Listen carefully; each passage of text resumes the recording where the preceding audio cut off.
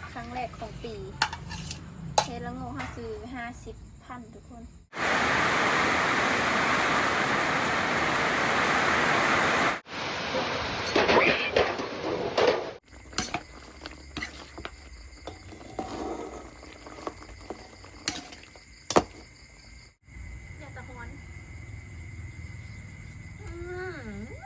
ครับ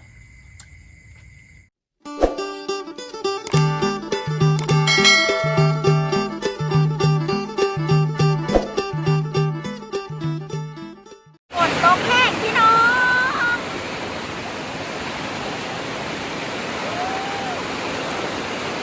เก็บนี่มือหาเก็บหอยเด้ฝนตกแต่ตอนนี้เขาอยู่ฮานทุกคนบ่ได้อยู่บ้านฟ้าเตะ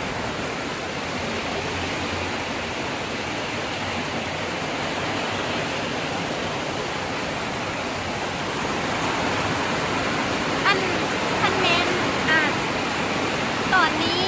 ประมาณ5 โมงนี่แหละทุกคนถ้าได้มืดถ้าแม้นฝนเศร้าไว้ที่เฮากันมือเก็บหอยอยู่บ้านท่านแม้นฝนนั้นฝนเศร้าก่อนค่ำนะเพราะว่า6 โมงมันก็ยังว่าท่านค่ำเลยเนี่ย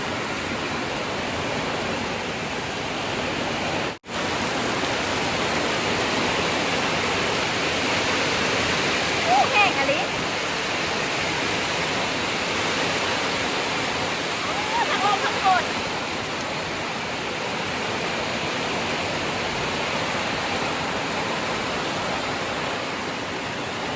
เมื่อบ้านนี้เสียดายฝนบ่ตกตอนเฮาอยู่กันเพลงหน้าเนาะทุกคนร้านจะถ่ายบรรยากาศเธอเบิ่ง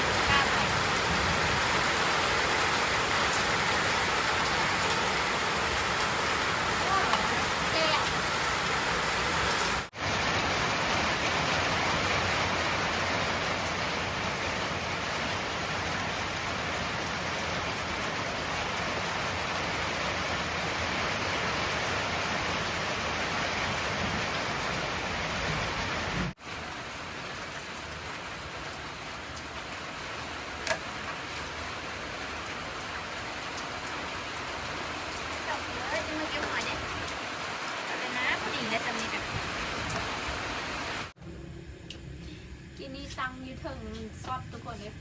เขาล้างหม้อแบบน้ำไปถือสายไฟซอสไปจับอันก๊อกกับซอส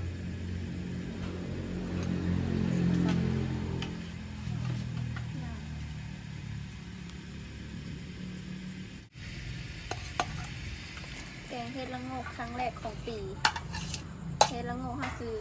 50,000ทุกคนอยู่หน้าดงเขาทันเดอ้อทางเห็ดอยู่หน้าดงเลยใหญ่ดอกใหญ่ก็นี่อันนี้เห็ดโคก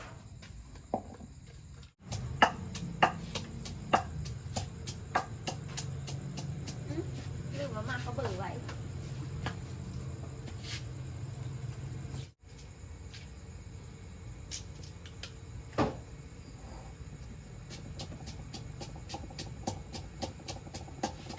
วันนี้เซอร์เยอะมากเลยทุกคนทั้งเซอร์แต่เข้าเบอร์กับ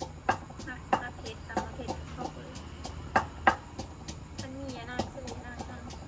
น้ำเขียวกับแซ่บอย่างนี้แม่แต่ว่าคันอีเมอันคันอีเมแกงน่าสิแกงแบบเข้าเบอร์วันนี้เซอร์บางทีนะแกงแบบเซอร์ไข่ตู้ธรรมดาอันนี้นะซีเซอร์ผักติ้วแล้วก็ไข่ตู้มีหลายสูตรแกงเห็ดก็ได้ใครเพิ่มมากแบบน้ำเหนียวกับเสื้อข้าวเบอร์น้ำอันเพิ่มมากน้ำจะใส่กับบะต้องเสื้อ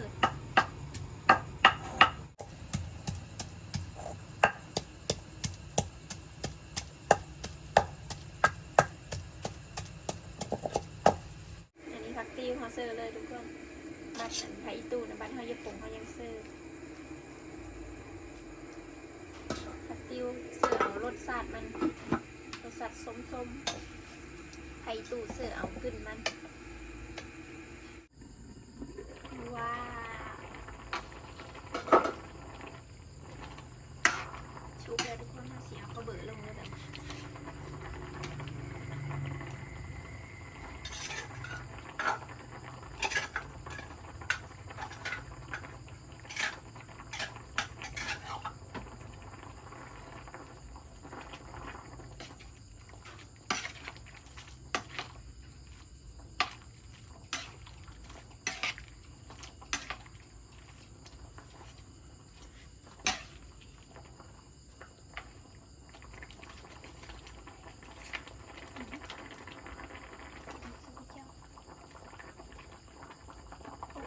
หลายคน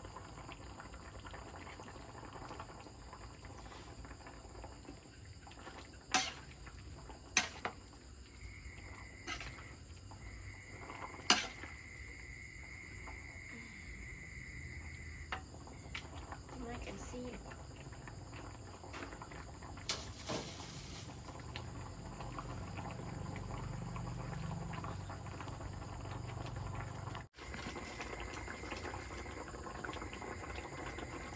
หอยด้วยเห็ดเผ็ดแกงเห็ดบ่เคยเห็ดเข้มมั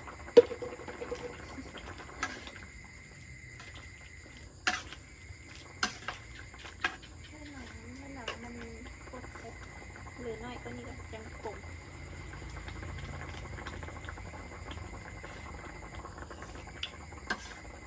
แซ่บมีคนโทรว่าน้องมูนมักซิมของขีดข้าวหม้อครูคลิปมากินแกงทำไมแห้งเต็กตักตั้งแต่ตอนนั้นมันกำลังจืดแกงแล้วจะยิ่งสดมันแล้วนะมีคนคอมเมนต์เหมือนนั้น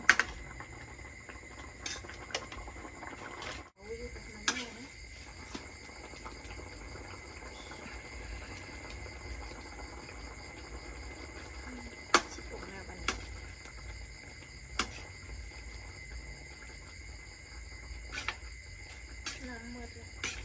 มันเป็นน้ำเหนียวๆมาเลย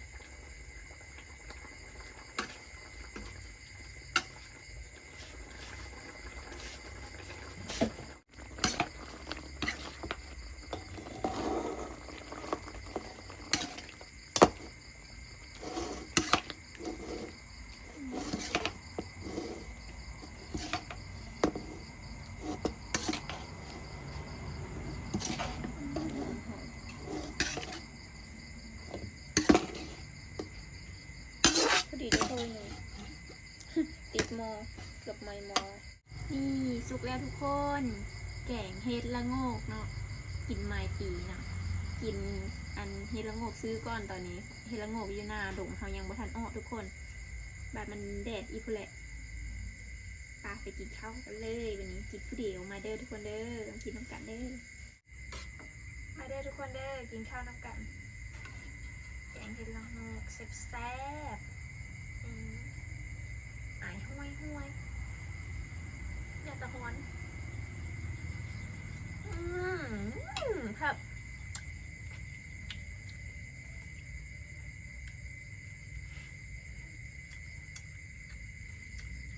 ข้าวกันนึ่งตอนประมาณ3 โมงแหละไม่ได้อุ่นอีกข้าวเย็นเอาไปเย็นแห้ง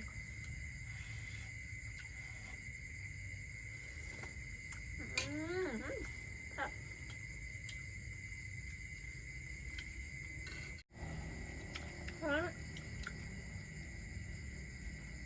กินผมฮอนฝอนผมเมาอีแม่บอกคำพูดเท่าว่าแล้วเต้า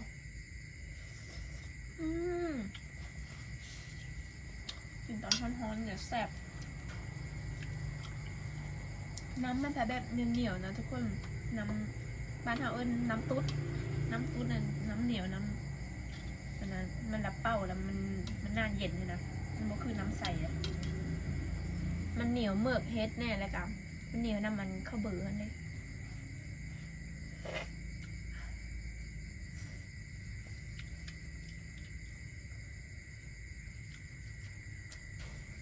ข้าวน้ำมักเห็ดละโงกแหละมักเห็ดละโงกกว่าเห็ดโป้น่ะคันปิ้งอะแซ่บคันเก่งมันยืดยากเห็ดละโงกเก่งแซ่บทุกคนเลยจะมักเห็ดพี่เลยเห็ดเพาะหนังกับแซ่บเก่ง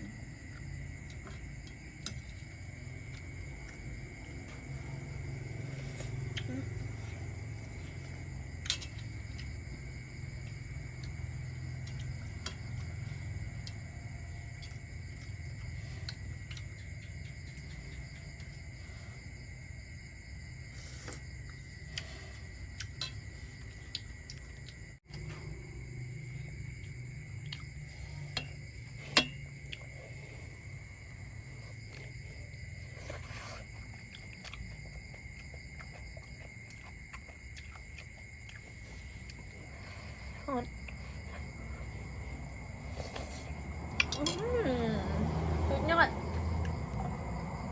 ตอนนี้เรากำลังกินข้าวแล้วทุกคนอิ่มแซ่บขนาดแกงเห็ดคลิปนี้กับซีดีจบไปเพลงสำนีเด้อทุกคนฝากกดติดตามกดไลค์กดแชร์ฝากติดตามคลิปต่อไปในเด้อบ๊ายบายไปหาอาบน้ำนอนก่อนเด้อ